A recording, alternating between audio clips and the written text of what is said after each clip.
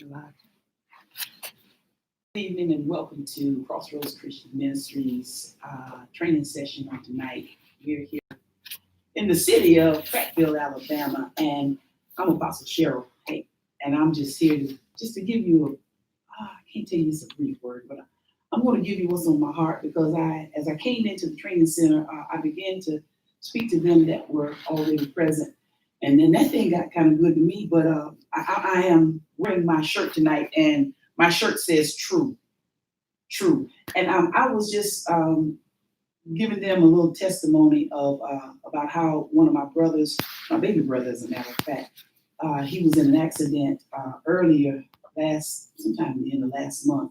But he called me today, and I didn't know that he'd already had been discharged from the hospital. But long story short, I'm grateful to God that God saw fit to not only keep him throughout the accident, but to also be able to release him, that he would be able to go home. He said last Friday, he actually left and got home on last Friday.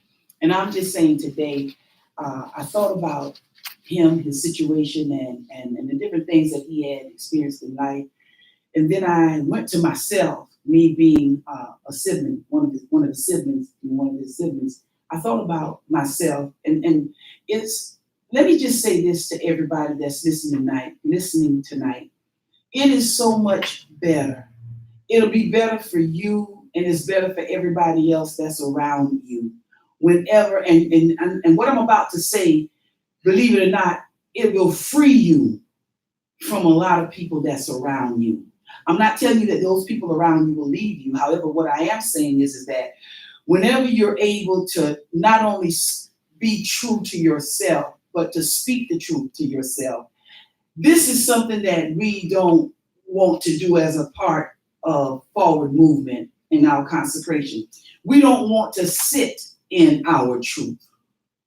There comes a time that we need to, knowing the truth, speaking the truth, all of that is good, but it's time that we take a seat.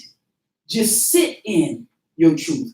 You say, well, what do you mean? What do you mean when you say sit in my truth? Well, I believe that whenever I speak the truth, I should be able to say it and keep it moving. Right, you physically keep going, but the truth that you have spoken, you need to be able to sit in that. I don't care how far you go forward, how much you go forward. You need to be able to sit in the truth.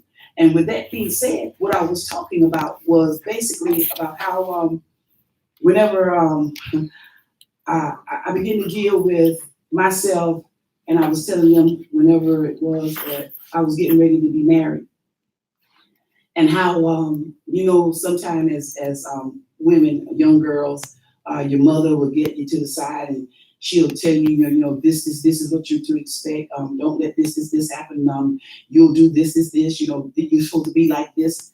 And I told them, I said, I didn't get that. I did not get that. Before I got married, we went before my mom said that we wanted to be married. My mom, you had to know my mother, and she was quite a lady. She was one that I don't care what I told her. Her countenance would never change. She would never give me a look of disgust. She would never show me that she was angry. She would always look the same, but yet she would listen and she would take in just what it was I was saying to her. And I never knew when my mom was mad. I really didn't. I could never tell you when she was upset. I told her my everything. And I was glad because in those places she freed me and she gave me the liberty to be able to speak to her, not only from truth and in truth, but I was able to tell her my everything without being judged, without being looked at or being looked upon. That comes from love. And I understand that. I trust me, I understand that came from her being able to love me. And more so maybe her maybe knowing me a little bit more than what I knew myself. But how you like this?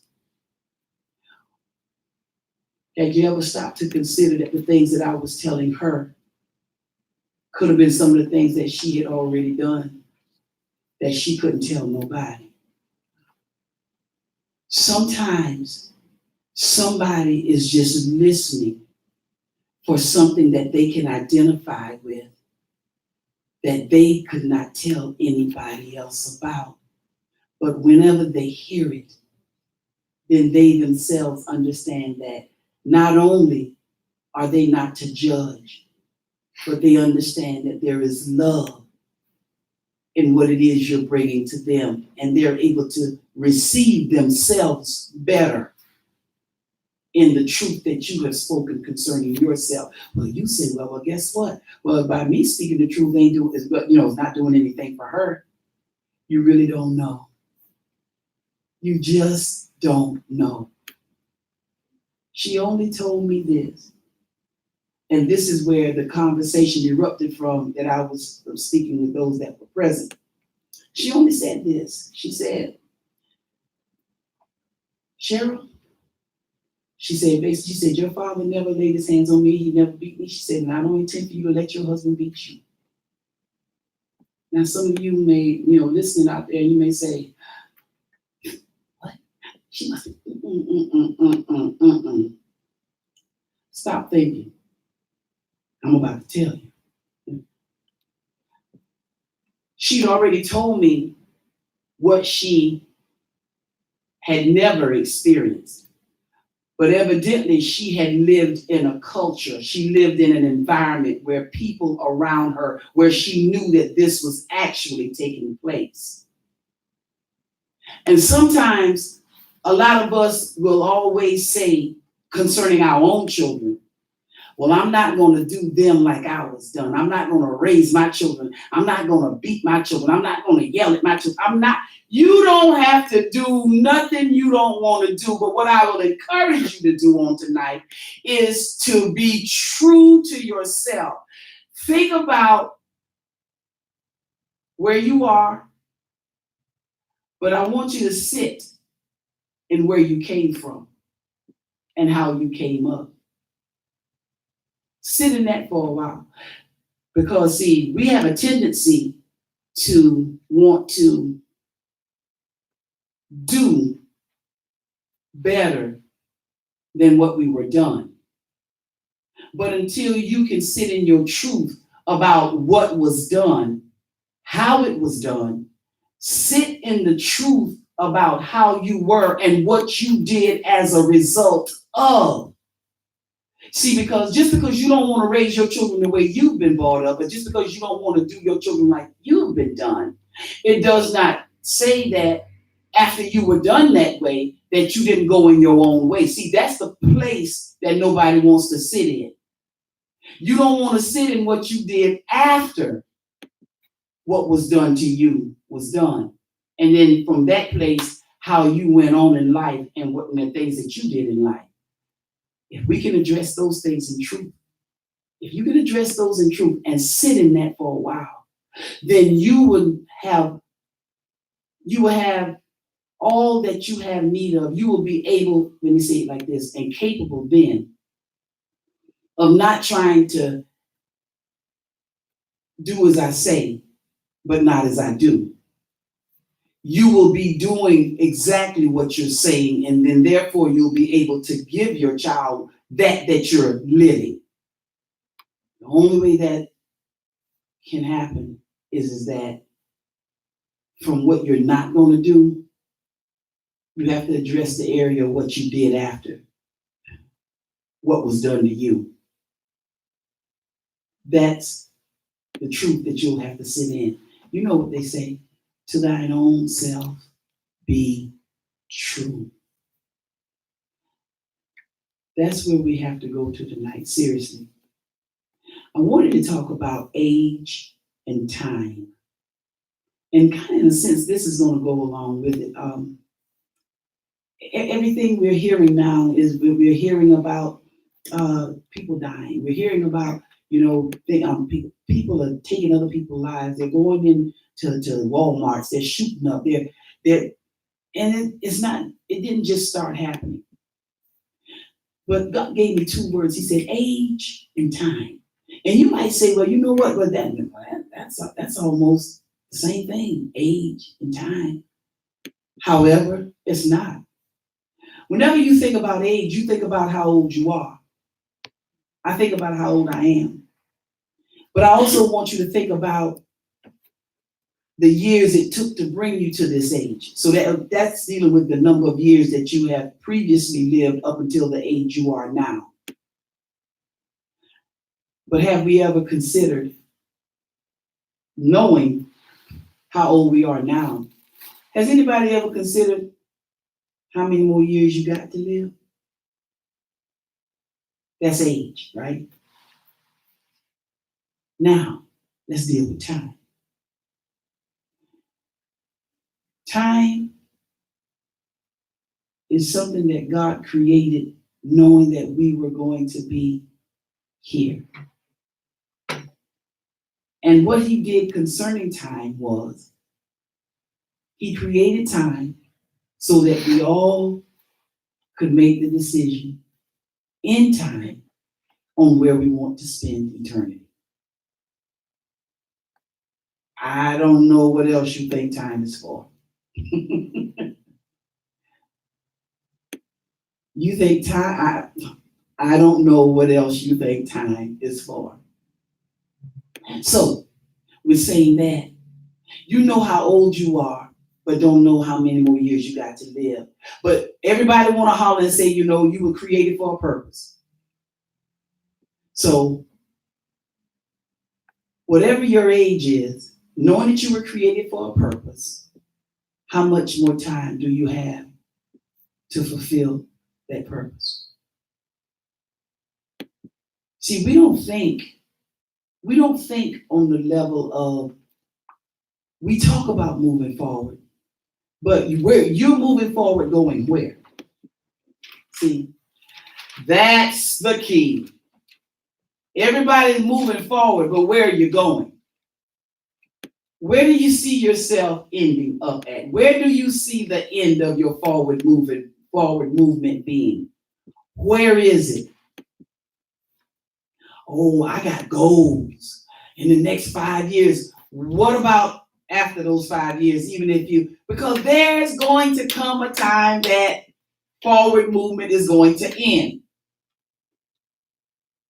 So whenever you get to wherever you're going, where is the end? Where is the end? What is the end? That's why listen to this word.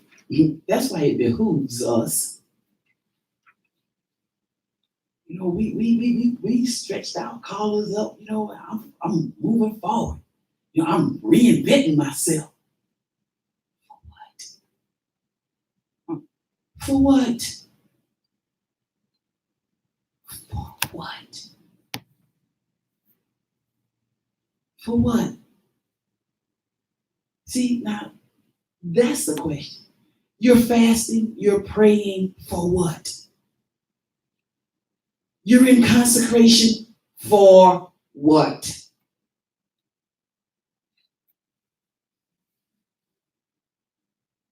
What are you praying for? What are you fasting for? What are you taking communion for? What are you facing forward for? What are you moving forward for? Why are you sowing your seed? Why? Why? If you don't know,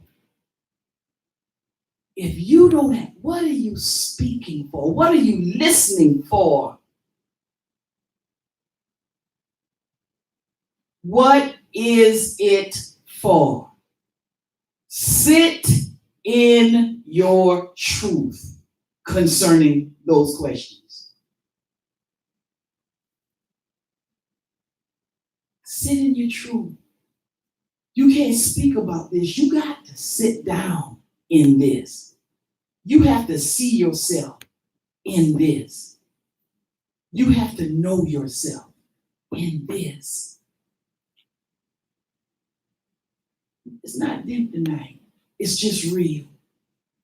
See, because on one hand, everybody can talk about what's happening and what they see going on in the world.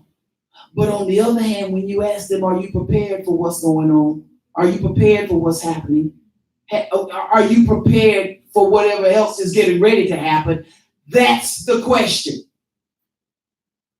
What are you in preparation for? What is your purpose?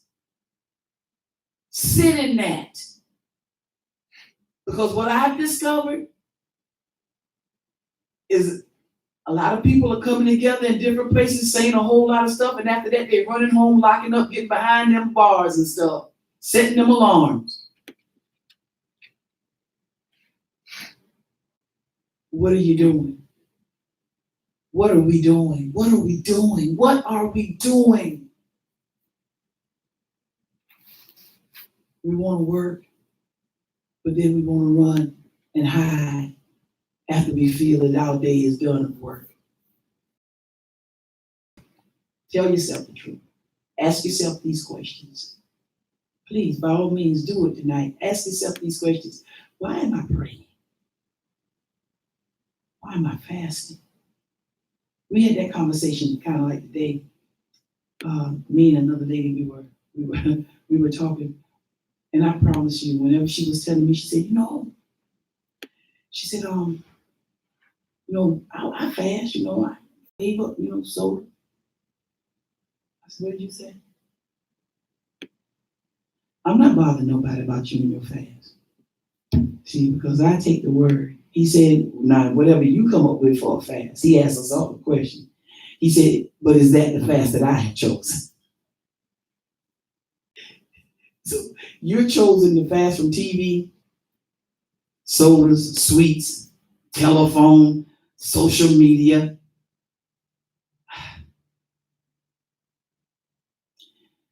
Check the word out. God asked you a question. You choosing the fast that you want. Then that let me know that you got to be praying the prayer that you want. Well, sit in your truth on tonight. Sit in your truth. How many of us are saying that we're tired of going through some of the things that we're going through, and yet we find ourselves getting up out of it, sitting right back down in it? Because something comes to give us just a glimmer of hope, just a glimmer of light, but we're not able to even hold on to that glimmer to cause it to burst out into a flame, that it would ignite our very souls, and it will cause us to run like never before and never return back to the place of doubt, drought. You're not getting what it's taking and what it's going to take to ignite that flame, that it will burn in you, that it will burn out everything that's not like him in us.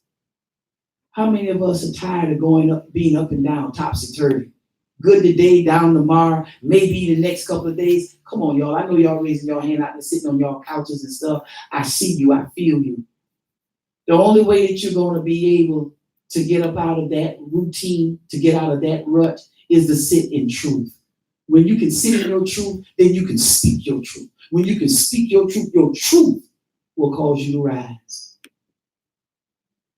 I promise you that. I guarantee you that. Stop thinking. Everybody's looking for a good word. Here's a good word. Stop thinking that everything that you're doing is good and is right, and everybody is against you. Stop thinking like that.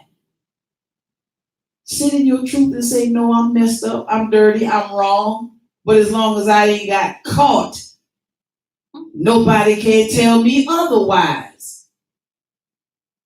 Now that's the true flaw. Sit in that. If I was to ask you out there tonight, speak your truth that you've already been sitting in, but you just don't want nobody to know. Speak your truth. Because remember, age and time. Age and time. Those are the two factors that's operating in our lives daily. Age, you can't go back, and yet you still don't know how many more you got ahead. And time, how much longer do you have to fulfill? You'll say there's a call in your life. You'll say you have that God has a purpose for you. You'll say it. All these things you're saying, are you prepared to sit in what you say so that it can be revealed to you? As I said, when you do that, I quit. When you do that, then you don't have to run and ask anybody or run looking for a word. I'm promoting this true shirt tonight. To thine own self be true. A derivative of the truth. Be truthful. And as I said, whenever you're able to be that, to sit in that, it's going to free you up from a lot of people. See, you think it's them bothering you, but it's you holding on to them. All because you won't speak truth to release them. It's okay. Be truthful to yourself, and tonight I encourage you to sit in your truth. 2 words as I leave you: age and time. Age and time. God bless you on tonight.